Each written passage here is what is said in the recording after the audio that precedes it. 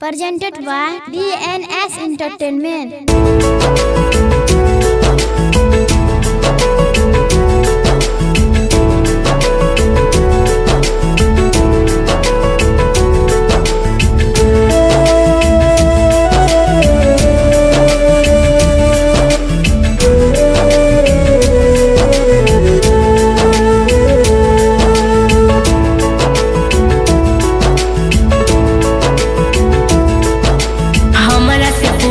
मेहंदी के रंग कहाँ छोड़ी जाए छे दीवाना के संग केना कहिए रे केना कहिए रे केना कहिए अखिया से हमरो बह छनी कैसन विधना लिखल तकदी केना सहिए रे केना सहिए दुख केना सहिए यही तक साथ रहो या पुना बाकी सब सोची है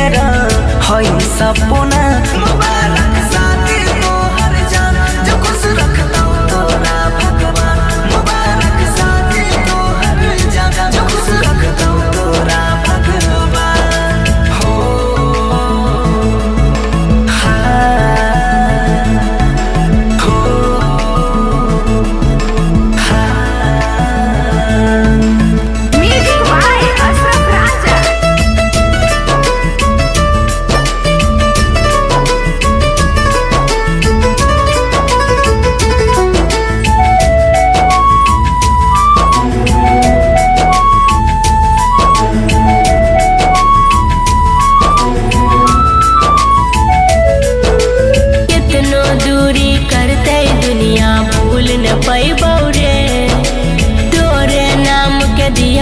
अपना दिल में जलाई बाउरे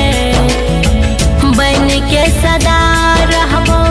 तो हर दीवानी चाहे दियले पड़ते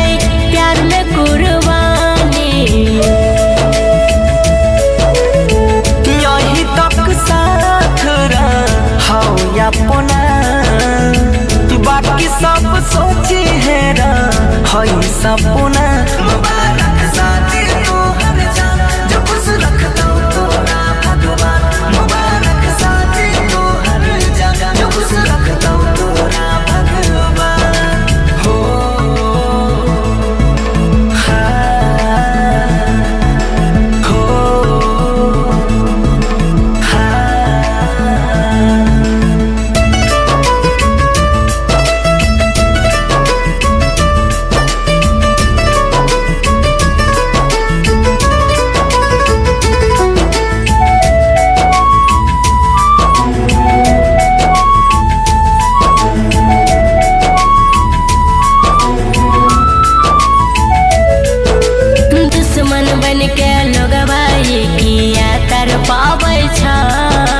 जतने दूर रहे छी ओतने याद सताव